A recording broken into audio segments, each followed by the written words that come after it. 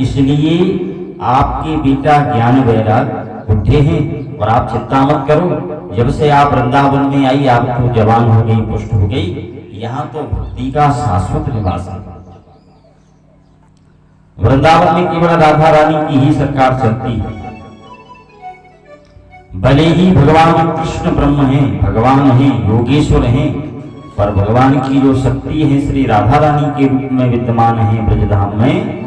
बिना उनके तो भगवान श्याम भी भोग नहीं लगाते। भगवान राधा रानी के चरणों की सेवा करते हैं और इसीलिए ब्रज में कहते हैं, हे राधे राधे तू बड़ भागिनी, कौन तपस्या की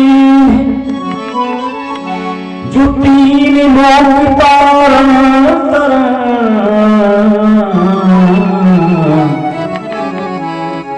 सो तेरे आदि।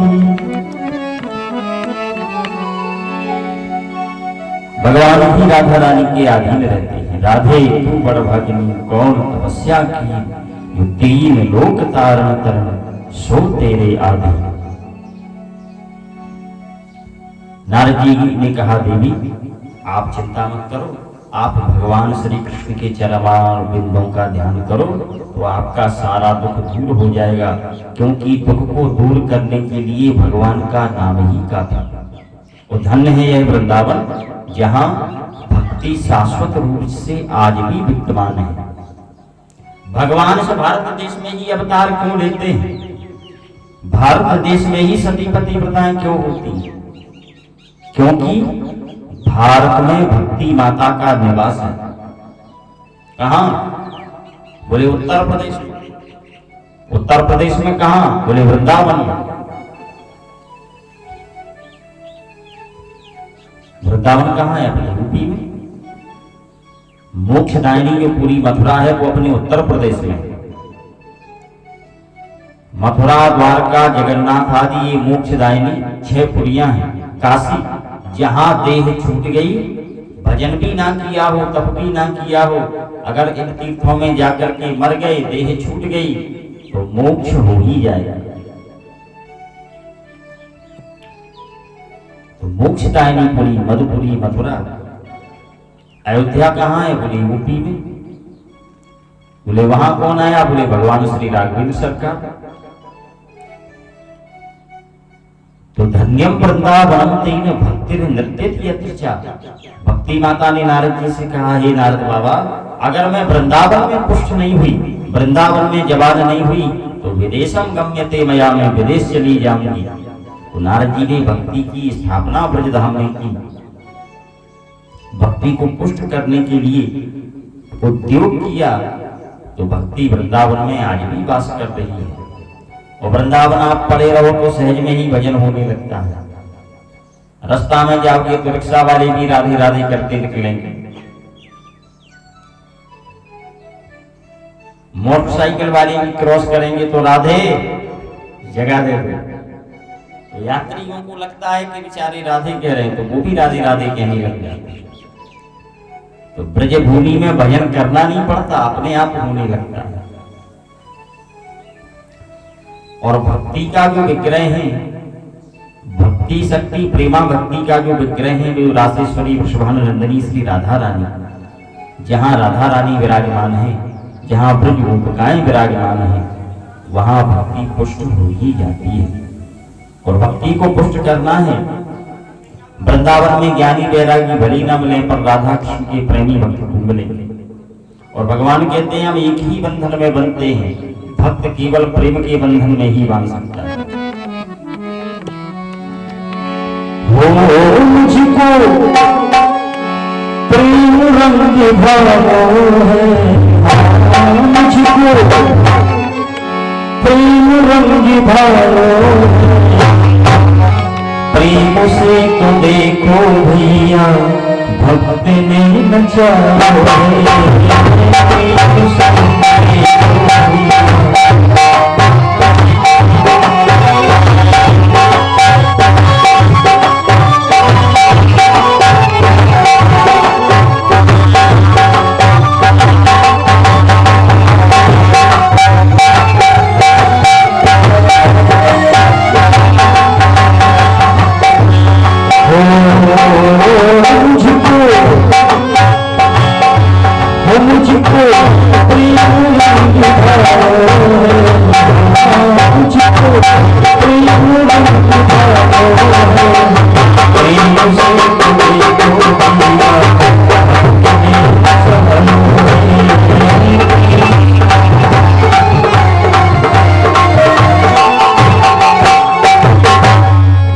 भक्ति के 9 भेद हैं। प्रथम भगति संतन कर संगा, दूसरा रतिमम कथा प्रसंगा। इन 9 भक्तियों में से एक भी भक्ति हमारे पास आ जाए तो जीवात्मा को परमात्मा से मिलाने में सहयोग का कार्य कर देती है। और देवर्षि नारद जी कहते हैं, हे भक्ति माता, आपके बुलाने पर तो भगवान नीच से नीच के घर चले जाते हैं। भक्ति से जिसने भगवान को पुकारा, फिर वो देवता हो, मनुष्य हो, पशु हो, पक्षी हो, भगवान ने उसी क्षण उनका उद्धार किया जाकर। शिबरी माता जात की भिलनी थी। मतंग ऋषि के आश्रम में पहुंच गई। ऋषि से कहा, महाराज कोई मंत्र बता दो। मतंग ऋषि बोले, बेटी यहाँ कोई महिला तो रह नहीं सकती, पर ठीक है तुम आ गई हो तो हम मंत्र दे रहे हैं, इस मंत्र का जाप करना तो भगवान तुम्हें ढूंढते ढूंढते तुम्हारे पास तक आएंगे, तुम्हें भगवान को ढूंढने नहीं जाना पड़ेगा। और रामायण में कथा आती है, राम जी शिवरी के आश्रम में भगवान श्री राम जी ढूंढते ढूंढते पहुंच रहे। शिवरी ने देखा आज कोई आश्रम में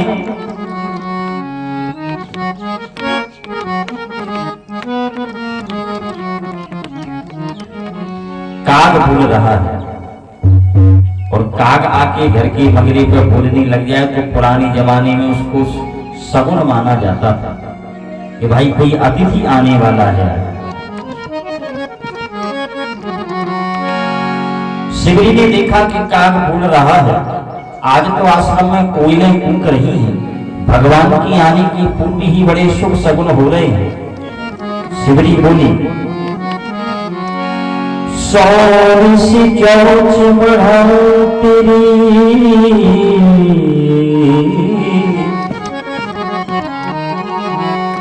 हे काग सौर से चौच बढ़ा तेरी, यदि जो मुझको तू बता।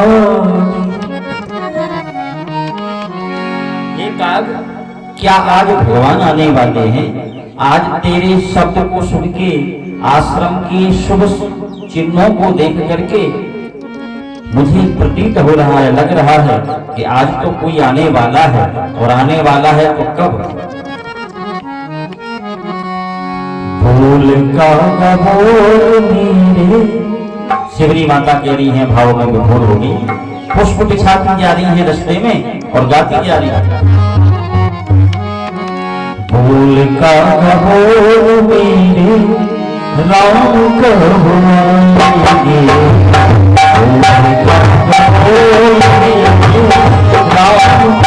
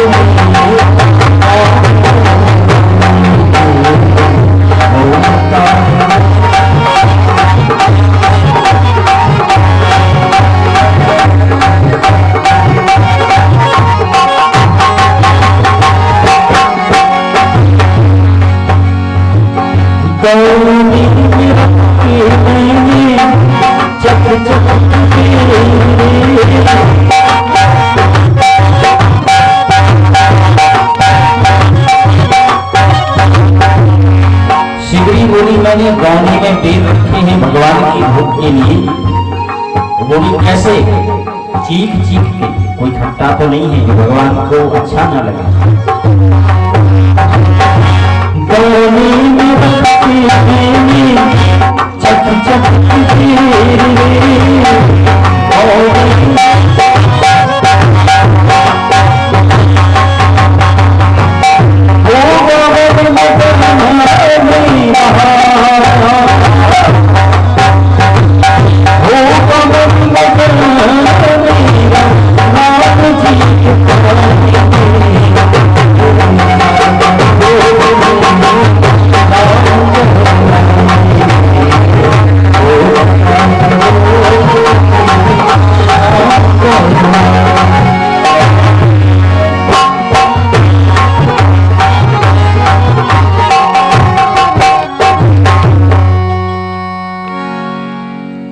हे काग, आज तू किसी के आने का संकेत दे रहा है, तो मैंने तो उनकी तैयारी में तो रोज ही करती हूँ, पुष्प बिछाती जा रही है मार्ग में।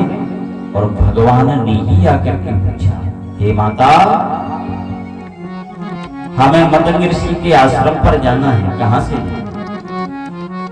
सबरी ने जो भगवान श्री राघवेंद्र सरकार की रूप माधुरी को निहारा, यद्यप वेश तो तपसी का था, पर रूप तो भगवान का है, मुक्त हो गई, नाचने लगी भगवान के रूप को देख। पर शिवरी माता को याद आया कि ऋषि तो जाते जाते कह गए थे भगवान आएंगे, लेकिन ये नहीं पूछा था कि भगवान आ जाएंगे तब क्या करना है। हाथ जोड़ के बोली सरकार,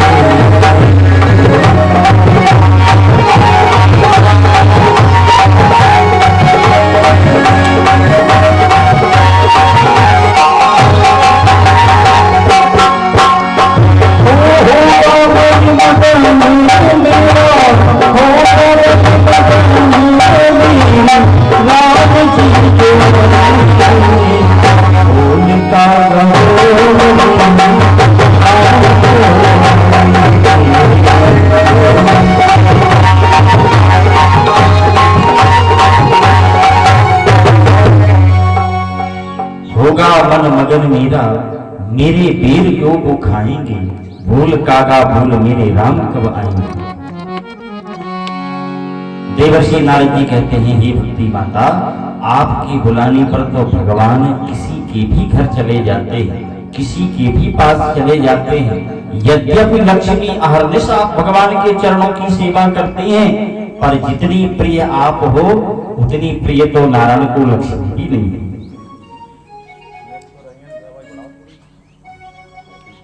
धनवानों के पास शायद ही भगवान जाते, पर भक्तिमान पुरुष है तो जिम सुख संपत्ति भी नहीं बुलाए, धर्मशील पह जाहि सुहाए। धर्मशील व्यक्ति के पास संपदा अपने आप ही बढ़ने लग जाती है।